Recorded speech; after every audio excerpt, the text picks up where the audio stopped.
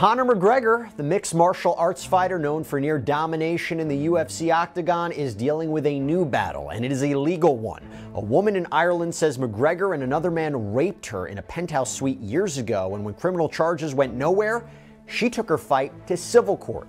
Conor McGregor being found guilty after being accused of sexual assault by Nikita Khan in a court in Ireland. A woman who claimed mixed martial arts fighter Conor McGregor brutally raped her in a Dublin hotel penthouse was awarded over $250,000 on Friday by a civil court jury in Ireland. Salut à tous et bienvenue sur la chaîne Golden Fighter. J'ai pour habitude de vous dire que je suis très heureux de vous retrouver pour une nouvelle vidéo, mais aujourd'hui on parle d'un sujet assez grave, assez pesant et qui a des implications beaucoup plus graves que simplement parler de MMA ou parler de hype ou parler de choses dont on a l'habitude de parler. Donc vous l'aurez vu au vu du titre de la vidéo, et je pense que tout le monde dans la sphère MMA est au courant de ce qui se passe au niveau de la plus grosse superstar qui existe dans notre monde et dans notre sport. Conor McGregor a récemment été accusé d'agression sexuelle et a été condamné il y a très peu de temps pour ces faits d'agression sexuelle qui ont eu lieu en 2018. Alors aujourd'hui, moi j'avais envie de parler avec vous notamment de cette affaire, des implications pour l'UFC, des implications pour la carrière de Conor, et également de la véritable descente aux enfers qu'on a pu voir au niveau de la carrière de Conor McGregor et tout ce qui s'est passé depuis 2018. Alors je le rappelle, les faits dont a été accusé Conor McGregor sont des faits qui datent de 2018. La victime s'appelle Nikita Khan et elle a accusé Conor McGregor de l'avoir violée lors d'une soirée, enfin c'était plus en journée, à laquelle il se serait livré, lui, elle, un ami à elle et une amie à elle également, enfin plutôt un ami à Conor McGregor et une amie à elle, en 2018. Du coup, ces faits dateraient, pour vous replacer un peu le contexte et la chronologie, ces faits dateraient d'après le combat contre Khabib Nurmagomedov, combat que Conor McGregor avait perdu par soumission au 4e round, on s'en rappelle. Et apparemment, selon les dires de la victime et selon ce qui s'est dit au procès, tout est trouvable sur le net, Conor McGregor, après avoir passé la soirée dehors lors d'un DJ set, aurait reçu une photo de la victime Nikita Khan qui, après ce DJ set, lui a renvoyé une photo d'elle en robe en lui disant qu'elle était prête à continuer la soirée. Conor serait parti la chercher en voiture avec un ami à lui. Ils auraient alors continué leur folle soirée tous les quatre ensemble. Apparemment, selon les dires de la victime, Conor McGregor lui aurait proposé de la cocaïne. Elle aurait accepté. Ils se seraient du coup drogués ensemble dans la voiture, et suite à cela, ils seraient allés dans une suite dans un hôtel très connu d'Irlande que Conor avait loué pour l'occasion. L'ami de Conor McGregor et l'ami de la victime auraient, dans la chambre à côté, parce que la suite avait une chambre communicante, eu des relations sexuelles, et Conor McGregor et la victime Nikita Khan auraient alors eu également un rapport qui, selon les dires de la victime, selon la justice également, n'était pas consenti. Du coup, Conor a récemment été condamné pour ces faits. Il est condamné à verser $250 000 de dommages et intérêts à la victime Nikita Khan. Le procès s'est déroulé au civil et non au criminel. Du coup, la différence entre le civil et le criminel, c'est que pour le criminel, s'il y a un doute raisonnable, vous pouvez être considéré comme non coupable. Mais au civil, si jamais il y a un doute sur le fait que vous l'ayez fait ou pas, vous êtes quand même condamné à verser des dommages et intérêts. Corrigez-moi si je me trompe dans les commentaires, mais il me semble que c'est ce que j'ai compris. Mais du coup, ça, malgré l'horreur de ces faits et de ce qui s'est passé, ça reste, je suis désolé, à mon sens, très peu... En fait, je suis pas surpris de ce que je viens d'apprendre, parce que ça fait quand même un certain nombre d'années qu'on voit Conor McGregor partir en cacahuète totale. Ça fait quand même un certain nombre d'années que le Conor McGregor qu'on a connu, celui qui nous a fait rêver, celui qui a élevé le sport du MMA et qui l'a fait connaître à travers le monde entier, n'est plus, en fait. Et j'avais envie de discuter de cela avec vous. Pour moi, Conor McGregor, le Conor McGregor qui nous a tous fait rêver, qui nous a tous fait aimer le MMA et qui a élevé le sport, est mort juste après son combat contre Khabib Nurmagomedov. Et je pourrais même placer ça un peu plus tôt, juste après sa défaite contre Floyd Mayweather. Je m'explique. C'est vrai que à partir de ses débuts à l'UFC, Conor nous a tous fait rêver. Quand il est arrivé dans la division featherweight, il a tout raflé sur son passage. C'était un véritable rouleau compresseur. Il a battu tout le monde. Il a battu Chad Mendes, il a battu José Aldo, il a battu Poirier, il a battu Holloway. Il avait des victoires qui étaient phénoménales. Il a capturé la ceinture.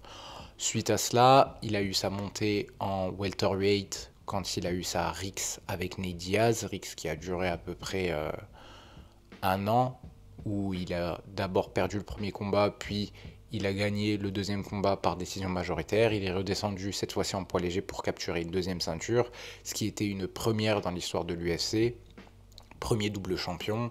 Il était à un niveau de fame, un niveau de célébrité, un niveau de gloire jamais atteint par un athlète du MMA au monde. En plus, il a capturé la ceinture des lightweight en ayant probablement la meilleure performance de toute sa carrière face à Eddie Alvarez. Il l'a pas fait mieux depuis, vraiment. On n'a pas vu un meilleur Conor McGregor depuis cette performance face à Eddie Alvarez. Et ensuite, après tout cela, il a eu la Rix avec Floyd Money Mayweather, où là, on a eu le super fight entre la coqueluche de la boxe anglaise, le mec le plus connu de la boxe anglaise et le mec le plus connu du MMA. Gros combat qui était un peu plus une exhibition qu'un combat professionnel, même si c'était dans le record de Floyd Mayweather, ça comptait quand même comme combat professionnel, combat qu'il a perdu. Sauf que malgré cette défaite, il a quand même touché 120 millions de dollars. C'est une somme que Conor McGregor n'avait encore jamais atteint. Alors certes, il avait touché beaucoup d'argent à l'UFC, il devait être autour des 5-10 millions. C'était encore avant l'énorme boom que l'UFC a connu récemment. Mais c'était pas du niveau de 120 millions de dollars. C'était le plus gros chèque qu'il ait touché de toute sa carrière. Et on remarque qu'après cela, Conor McGregor commence déjà un peu à partir en vrille. C'est la réalité. Il a commencé à développer ses business, il a commencé à développer sa marque de whisky Proper 12, il a commencé à développer sa marque de vêtements Auguste McGregor. Il avait son documentaire The Notorious qui était en pleine promotion, il faisait la promotion de son film, etc. Donc du coup, il avait atteint un certain niveau de fame. Et même pendant la promotion du combat contre Floyd Money Mayweather, Conor McGregor était invité à peu près partout. Il était chez Jimmy Kimmel, il était chez Jimmy Fallon, il était dans tous les talk shows américains, on voyait beaucoup sa tête. Donc du coup, Conor a atteint un nouveau niveau de célébrité qu'il n'avait pas atteint avec l'UFC. En plus de cela, avec justement le documentaire, il commence à aller sur les tapis rouges, il commence à fréquenter un autre monde qui n'est plus le monde du MMA, qui n'est plus le monde de notre sport. Donc forcément, là, il y a un changement qui s'opère avec lui. Qui dit promotion de films, développement de marques de whisky, développement de marques de vêtements et tout autre business, forcément dit que tu ne passes plus autant de temps à la salle à t'entraîner. Et ça, c'est une réalité. Conor était beaucoup moins à la salle, il n'était plus au SBG, il n'était plus trop avec John Kavanagh, il n'était plus trop avec ses entraîneurs, plus trop avec ses partenaires d'entraînement. Et forcément du coup, eh ben, il perd un peu la boule parce que malgré toute la fame et la célébrité et la gloire et l'argent, le MMA, l'entraînement de MMA, c'est un ancrage. C'est quelque chose qui lui permet de rester humble et qui l'ancre dans la réalité. Parce que tu peux être Conor McGregor, tu peux être le mec le plus célèbre d'Irlande et un des mecs les plus célèbres du monde, aller sur les tapis rouges, aller chez Kimmel, aller chez Fallon. Bah, quand tu reviens au SBG, tu te fais littéralement botter le cul par des mecs qui n'ont pas ton compte en banque, qui n'ont pas acquéri les choses que toi, tu as réussi à acquérir, qui n'ont pas ton record, qui n'ont pas ton niveau de fame et de célébrité, qui n'ont pas ton niveau tout court, qui ne sont pas sur la même stratosphère que toi, mais ces mecs arrivent quand même à te botter le cul. Et notamment, on l'a vu dans ces documentaires, que ce soit McGregor Forever ou que ce soit The Notorious, il se faisait régulièrement botter les fesses par des mecs qui sont pas aussi connus que lui, qui n'ont pas sa carrière. Et c'est normal. C'est normal dans le monde du MMA de se faire botter le cul à la salle. Vaut mieux se faire botter le cul à la salle que de se faire botter le cul dans la cage. Mais tout ça pour dire que ça lui apportait un ancrage. Ça lui permettait de rester connecté à notre réalité, ça lui permettait de rester humble et de se dire, bon, certes, il y a tout ça, mais je reste un combattant et j'ai encore des progrès à faire dans mon art martial, j'ai encore des progrès à faire dans mon style pour continuer à évoluer, continuer à devenir meilleur. J'ai jamais fini de devenir meilleur. C'est ça la vraie mentalité des sports de combat. Mais en étant beaucoup moins à la salle, Conor a perdu cette mentalité en fait. Conor a commencé à croire à son propre mythe en fait. On a eu une espèce de shift, on a eu un espèce de changement, d'échange entre Conor McGregor, le combattant qui est là pour évoluer et pour rafler des titres, mettre des KO et être le meilleur combattant possible, et le personnage que Conor McGregor s'était créé et s'est créé, qui nous a tous fait un peu rêver, qui a quand même fait une partie de son succès, c'est-à-dire The Notorious, le mec qui en a rien à foutre de rien, qui est là, qui a sa démarche spéciale, qui a son attitude I don't give a fuck, qui est là, qui insulte tout le monde, qui se met tout le monde à dos, qui se prend pour le roi du monde, etc., etc. Le truc, c'est que ce personnage avait été créé justement pour la promotion de combat. Mais à force de traîner peut-être avec les mauvaises personnes, etc., etc., il a fini par croire en son propre mythe et est carrément devenu ce personnage. Il a commencé à se sentir littéralement intouchable. Et du coup, ça a donné lieu à de nombreux événements très, très, très, très discutables. Il y a eu ces faits de 2018 dont je vous ai parlé au début de la vidéo.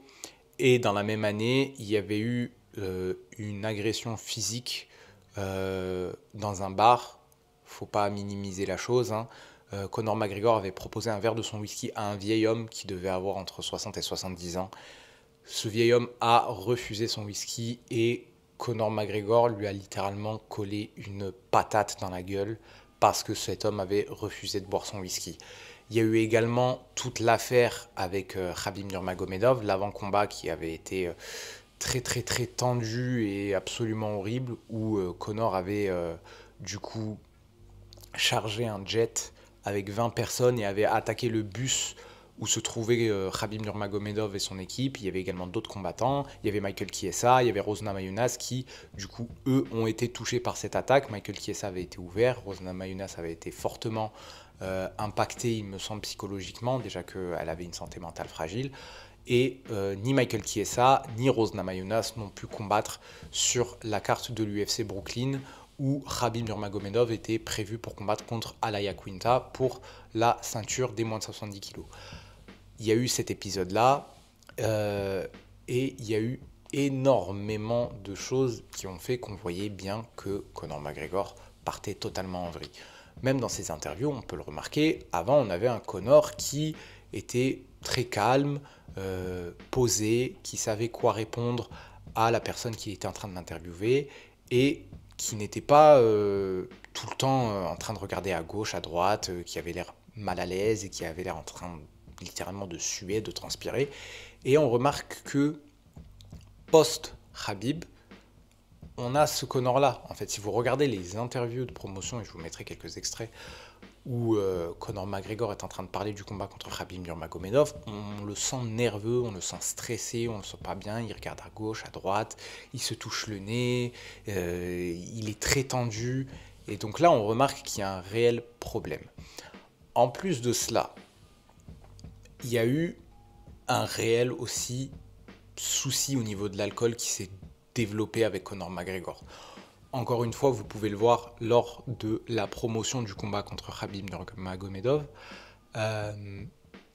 Lorsqu'il est chez Conan O'Brien, Conor McGregor boit littéralement peut-être la moitié de sa bouteille de Proper 12 pendant l'interview avec Conan O'Brien.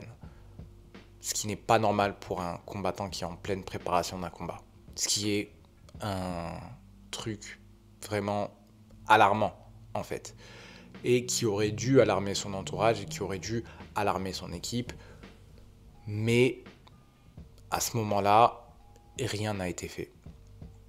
En plus de cela, encore récemment, on a eu du coup cette espèce de retour de Conor où il a affronté Cowboy, on sentait peut-être un certain calme, on sentait un renouveau, mais après cela, encore une fois, on a eu 2 défaites consécutives face à Dustin Poirier. Moi, je suis désolé, ce que ça m'a renvoyé, maintenant que j'y réfléchis, c'est que Conor McGregor, après toute cette descente aux enfers à laquelle il s'est, de son propre gré, soumis, a fait qu'il n'était plus capable de revenir à haut niveau. Alors certes, il a eu une victoire contre Cowboy Cerrone, mais Cowboy Cerrone, c'est pas le haut niveau de l'UFC. Cowboy Cerrone, c'est quelqu'un qui est connu pour perdre en main event. À chaque fois qu'il a été dans un main event, à chaque fois qu'il a été dans un gros combat où les choses comptaient réellement, Cowboy a perdu. Et surtout, faut pas oublier que Cowboy n'avait pas gagné un combat depuis au moins 3 ans quand il a affronté Conor McGregor. Donc, c'est pas du haut niveau. La carte est alléchante parce que tout le monde sait que Cowboy, c'est un combattant qui aime rester debout et qui a un style du coup qui serait parfait pour que McGregor nous donne un bon show. Donc du coup, tout le monde était content de voir cette affiche-là. Mais en réalité, Cowboy Cerrone, c'était du tout cuit pour Conor McGregor. Alors que lorsqu'il est revenu à haut niveau face à quelqu'un comme Dustin Poirier, qui lui, certes, a aussi ses business sur le côté, a aussi ce côté businessman, notamment avec sa sauce piquante et toutes les choses qu'il fait à côté de l'UFC. C'est quelqu'un d'intelligent qui a su préparer l'après-combat. Mais c'est quand même quelqu'un qui a su rester humble, rester à la salle, écouter ses coachs, écouter Thiago Alves, écouter Mike Brown, écouter son entourage, que ce soit tous ses coéquipiers de l'American Top Team ou que ce soit également son manager Tiki Goshon. C'est quelqu'un qui a su rester ancré dans le monde du MMA, qui a su rester humble et qui lui n'est pas parti en vrille au moment où il a commencé à gagner des sous. Et bien, lorsque Conor revient au niveau face à Dustin Poirier, il se prend un KO au 2e round. Sur un combat qui, certes, on peut dire que le premier round était gagné, mais au 2e round, il se prend un KO, c'est la réalité. Et puis, lors de la trilogie, alors certes, il y a eu la blessure qui a fait que Conor McGregor a dû arrêter le combat, mais la réalité est que il se faisait dominer pendant tout le premier round.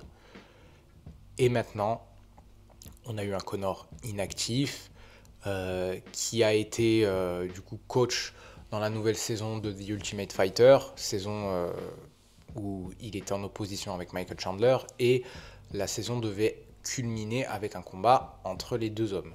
Sauf que ce combat ne s'est pas fait. On a eu un reculement du combat dû à une blessure de Conor McGregor à l'orteil apparemment. Puis ça a continué à être reculé. On avait une date normalement pour l'International Fight Week en juin. Ça a encore été reculé. Et maintenant, je pense qu'au vu des récents événements, le combat ne se fera pas. Car je pense honnêtement que l'UFC ne veut plus attacher son nom et attacher son image à Conor McGregor. Parce que les faits qui lui sont reprochés sont assez graves quand même très graves. Et autre chose, c'est que l'UFC maintenant n'est plus seule, ce n'est plus une seule entité, maintenant elle fait partie du groupe TKO avec la WWE, et que récemment, au niveau de la WWE, il y a eu une affaire similaire avec son ancien président Vince McMahon, qui lui également a été accusé d'agression sexuelle sur une membre de son personnel, je ne me souviens plus de son nom, mais du coup, depuis ces accusations d'agression sexuelle, Vince McMahon a été évincé du groupe TKO et également évincé de la WWE. Il me semble que maintenant c'est Paul Levesque qui répond au nom de Triple H et Dwayne Johnson, donc du coup The Rock, que tout le monde connaît, qui sont à la tête des opérations au niveau de la WWE. Donc on voit bien que lorsqu'il y a des affaires d'agression sexuelle, qui sont des faits très très graves et qui sont des faits qui peuvent nuire à l'image d'une compagnie, ces compagnies-là ont tendance à évincer les gens et les effacer carrément pour faire en sorte que le groupe prospère. Il faut également savoir que le groupe TKO UFC WWE est coté en bourse et que forcément, lorsque on veut avoir des investisseurs sérieux et qu'on veut bénéficier d'investissements et qu'on veut que les gens puissent faire confiance à ce groupe, on ne peut pas avoir des gens qui ont été récemment accusés d'agression sexuelle et qui sont vus aux yeux de l'opinion publique comme littéralement des ordures s'associer à son groupe, ce qui est normal finalement. Mais forcément du coup, l'UFC va, je pense, tenter d'évincer Conor McGregor, et ça fait quand même un certain moment que l'UFC tente d'évincer Conor McGregor. On en parle beaucoup moins. On parle beaucoup moins de son combat contre Michael Chandler. C'était un peu devenu une blague en fait. On ne savait pas quand est-ce que ça allait se passer. À chaque fois que Dana White avait la question en interview, il avait tendance à être très évasif sur sa réponse et à un peu éviter le sujet, à dire oui, écoute, on verra, j'ai pas encore de plan pour Conor et Chandler, le combat se fera, mais je sais pas exactement quand. On parle beaucoup moins des accomplissements de Conor McGregor également. Lorsqu'on parle de double champion, maintenant on parle plus de Alex Pereira, Daniel Cormier, Georges Saint-Pierre que de Conor McGregor. Alors que c'est quand même le premier double champion de l'histoire de l'UFC. Mais on en parle beaucoup moins. On parle beaucoup moins également de ses accomplissements en featherweight. Récemment, la division featherweight, elle est littéralement en feu avec du coup le nouveau champion Ilia Topuria qui a mis KO Max Holloway et qui avait juste avant ça mis KO Alexander Volkanovski. Et lorsqu'on fait le débat de qui est le GOAT de la division featherweight, c'est vrai qu'avant, beaucoup de gens avaient tendance à mettre le nom de Conor McGregor à juste titre parce que son run en featherweight est vraiment un des plus incroyables qu'on ait vu. Et bien maintenant, c'est vrai qu'on en parle beaucoup moins. On parle beaucoup plus d'Alexander Volkanovski, on parle beaucoup plus de Max Holloway, on parle d'Ilia Topuria, on parle de ces noms-là, mais on parle également de José Aldo, mais on ne parle plus de Conor McGregor. Donc moi, je ne sais pas pour vous, n'hésitez pas à me le dire en commentaire, mais j'ai l'impression qu'il y a une littérale envie de l'UFC d'effacer Conor McGregor des livres d'histoire. Alors je ne sais pas si c'est possible, parce que c'est quand même lui qui a élevé l'UFC, qui a construit l'UFC, qui a fait que l'UFC est ce qu'elle est aujourd'hui, mais il y a une véritable volonté de ne plus parler de ce type. Forcément, c'est à cause des histoires récentes, mais je pense également qu'il y a une volonté de s'en débarrasser parce que le nom de Conor McGregor était un peu trop lié à celui de l'UFC également, il ne faut pas l'oublier, et que l'UFC avait envie et a envie d'exister elle-même en tant qu'entité et envie de surplomber ses combattants. C'est-à-dire qu'il n'y a pas un combattant qui est plus important que l'UFC. L'UFC est plus importante que les combattants. C'est l'UFC qui fait les combattants et non l'inverse. Mais depuis ces histoires-là, je pense que malheureusement, ou fort heureusement, ça dépend comment on voit les choses, la carrière de Conor McGregor en tant qu'athlète à l'UFC est finie. Je ne pense pas que Dana White voudra continuer à s'associer avec Conor McGregor et à associer le nom de Conor McGregor à l'UFC. Alors certes, on a eu des combattants qui ont eu des histoires très très graves, notamment John Jones, son histoire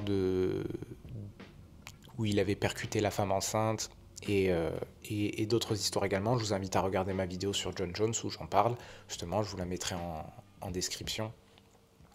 Donc certes, on a eu des combattants qui ont eu des histoires très très graves et qui étaient quand même des combattants importants aux yeux de l'UFC, mais jamais réellement d'histoire d'agression sexuelle, en fait. Et là, c'est sur la table, c'est dans les médias, tout le monde en parle, les médias, que ce soit français, américains, irlandais, anglais, en parlent. Et surtout, il ne faut pas oublier que ce n'est pas de simples accusations. Conor McGregor a été jugé coupable de ces faits.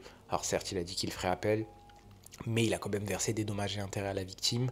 Et il a été jugé coupable des faits. Du coup, c'est acté, c'est là. Et je pense que lorsqu'un athlète est accusé de ce genre de choses, forcément, ça devient très très compliqué de s'associer à lui et de le faire combattre dans sa promotion, ce qui est normal en soi. Et une dernière chose que j'aimerais aborder avec vous, et je vous invite également aussi à réagir dans les commentaires, à me dire ce que vous pensez de cette histoire qui est quand même assez grave, c'est qu'il ne faut pas oublier non plus, et là on va beaucoup plus parler de l'humain, que Conor McGregor est père de famille, en fait. C'est un père de famille, tout le monde le sait, parce qu'il affiche volontiers sa compagne dit Devlin sur les réseaux, il affiche volontiers ses enfants sur son Instagram, tout le monde a déjà vu sa famille, tout le monde le connaît. Et je ne peux que me mettre à la place du coup de ses proches, j'ai vraiment une pensée pour sa femme.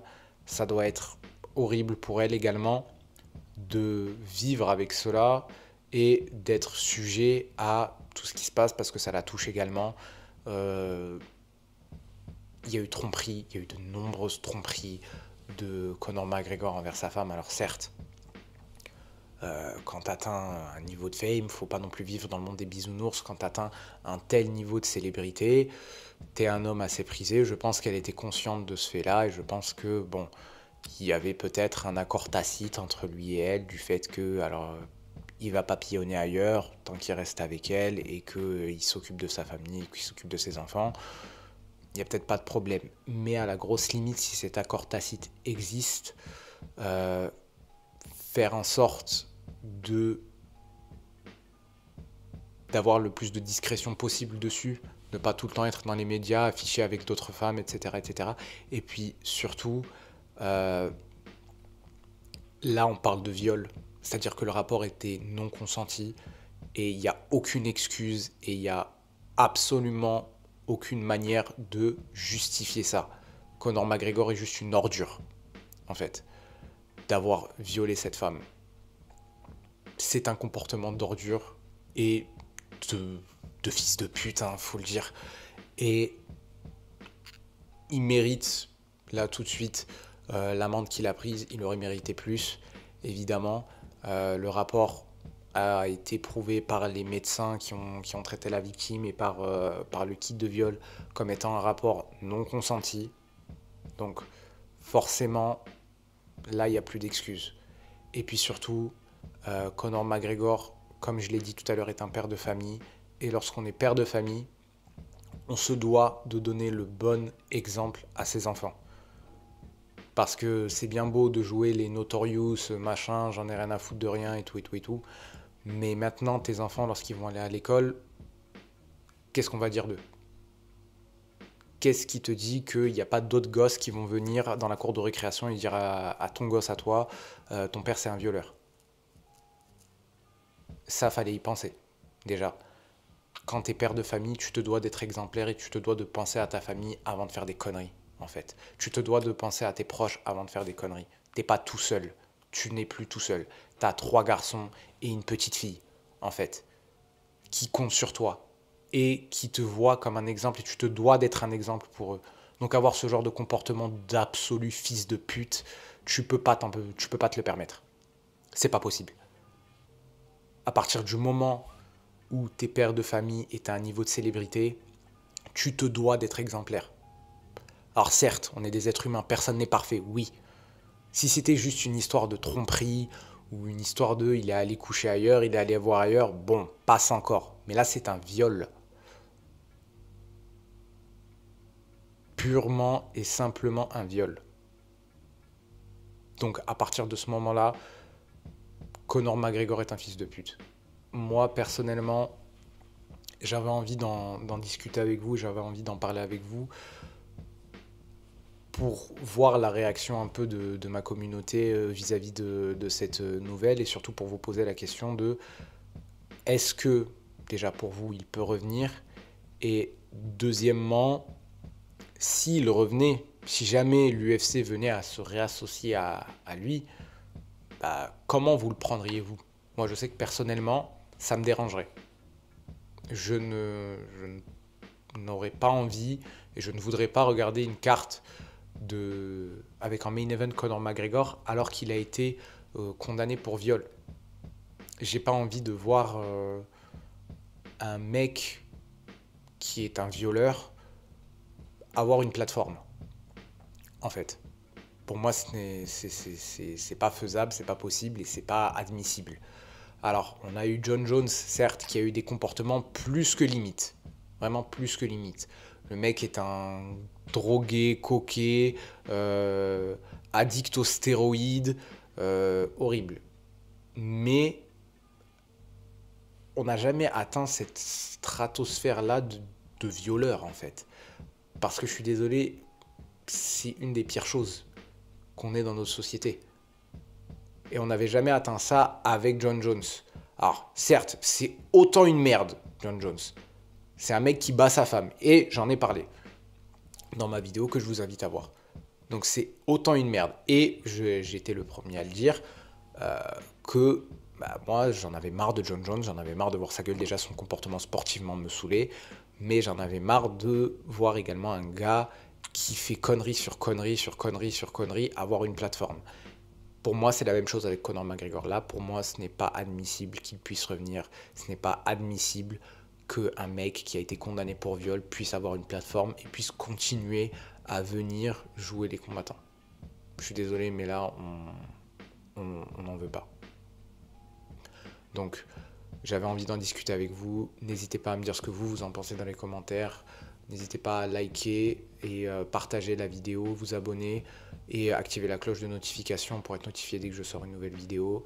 Et franchement, n'hésitez vraiment pas à me donner vos réactions dans les commentaires vis-à-vis de cette affaire et à me dire si, comme moi, vous ne voulez plus voir Conor McGregor à l'UFC, vous ne voulez plus entendre parler de lui, ou si vous, ça ne vous dérange pas de le voir à l'UFC tant qu'il est performant. Merci à tous d'avoir regardé cette vidéo et je vous dis à la prochaine pour une nouvelle vidéo. Bye.